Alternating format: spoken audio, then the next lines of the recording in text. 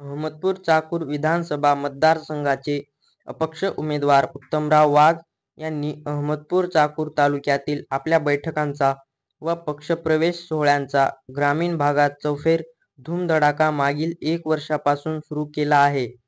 चाकूर तालुक्यातील अनेक गावांत आपला संपर्क वाढवून कार्यकर्त्यांची मोठी फळी उभी केली आहे. विधानसभा निवडणुका अगदी काही महिन्यांवर येऊन ठेपल्या असून त्यांनी आता अहमदपूर तालुक्यातील ग्रामीण भागात आपल्या प्रचाराची सुरुवात केली आहे.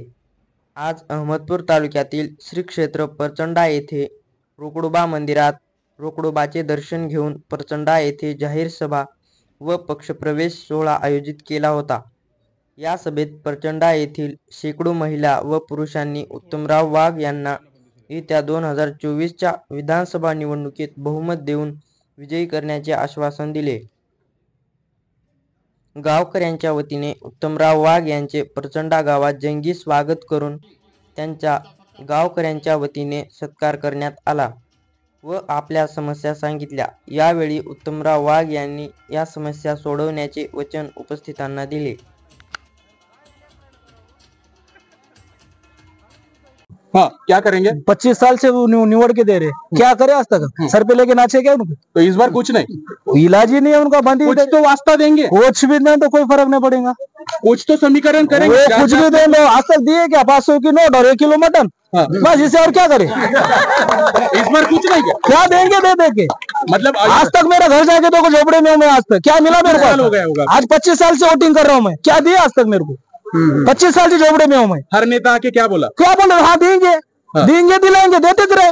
बाप की उम्र खत्म हो गई, हमारी भी खत्म हो रही। और खाली देंगे कि आपने जो बोला? अब क्या देंगे? दिए नहीं तो देंगे कहां से? 1 किलो वही बोला तो 1 किलो मटन और 500 की नोट बोलते हैं। इंसान की पीने वालों को देसी की बाटली और क्या मिलेगा? इंसान को इतनी कीमत है बस। इस बार वो पीछे के नेता का कुछ मत निकालो, जो अभी रुके हैं इनको बहुमत से निवड के देना है, बस देना ही देना है।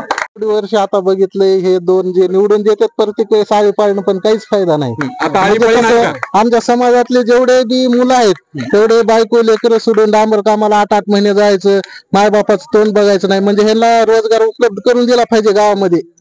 गावामध्ये समजा तालुक्यामध्ये काही रोजगार नाही, सगळे डांबर कामाला 8 महिने जातात. आई इकडे वाट बघते लेकराची, 8-8 महिने गेले की तिकडेच. म्हणजे रोजगार उपलब्ध करून द्यावा जे बेरोजगार शिक्षित आहेत. आपका क्या कहना? आगे आइए, क्या कहना है आपका? मेरा कहना ये कैसा है कि आप लोग सबको देखा मैंने, देखा तो सब देखा पर कुछ नहीं करे। आप मेरे को एक गरीब आदमी है, खड़े वाला है मेरे एरिया में, मैं उसको निवड के देने वाला हूँ। ये पक्का मेरा यकीन पक्का है। आपने जैसा दिख रहा है क्या? हाँ, नहीं मेरे सरकार गरीब है तो गरीब को गरीब वाले वालों, मतलब बड़ा साहब नहीं लग रहा? नहीं बड़े नहीं, गरीब को गरीब है। गरीब को गरीब देंगे तो कुछ फायदा होगा, तो फजूल फायदा नहीं हो रहा। मैं देखते हूँ, सब देखते आए मैंने। तो इस बार पुराने नेता नहीं क्या? नहीं पुराना नेता नहीं लेने वाला, नहीं लेने वाला नहीं। मैं इस बार खाली नहीं लेने वाला ही नहीं, देखते रहना तुम। इस बार खाली नहीं, एक बार नहीं, देखते रहना। हाँ खाली उत्तमराव, बस उत्तमराव से आना पड़ेगा ना, आने वाला और मिलने वाला मैं जो उसे। नमस्कार, मी उत्तमराव चंद्रकांत वाघ, अहमदपूर चाकूर विधानसभा मतदारसंघ. सर, खरं तर बघायला गेलं तर चाकूर अहमदपूर मधनं तुम्हाला खूप मोठा प्रतिसाद मिळतोय.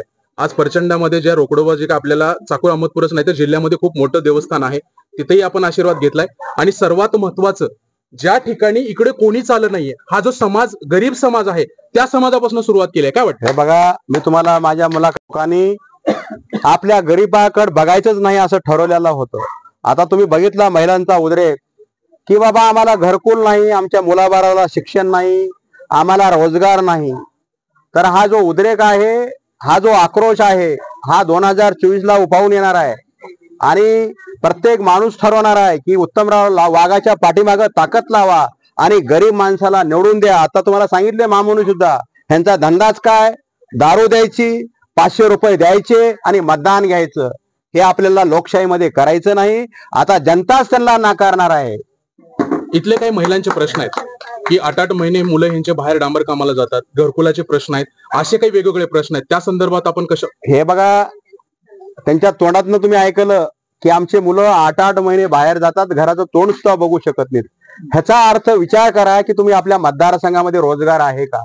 रोजगार नाही म्हणून ते बाहेर काम करण्यासाठी, उदरनिर्वाह करण्यासाठी घराच्या बाहेर पडतात आणि आपली बायको, मुलं, आई, बाप हे सगळे सोडून 8 महिने बाहेर राहतात.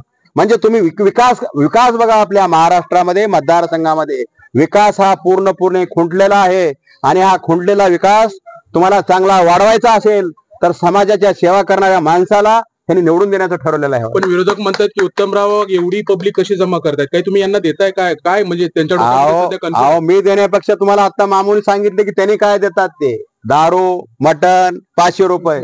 मी काय देणार? गरीब माणूस, मी जनतेची सेवा करायला निघालेला माणूस आहे. आणि जनतेची जेव्हा सेवा करायची असते त्यांना काही लागत नसतं, प्रेम आणि आपली कामाची शैली लागत असते आणि ते शैली माझ्याकडे आहे.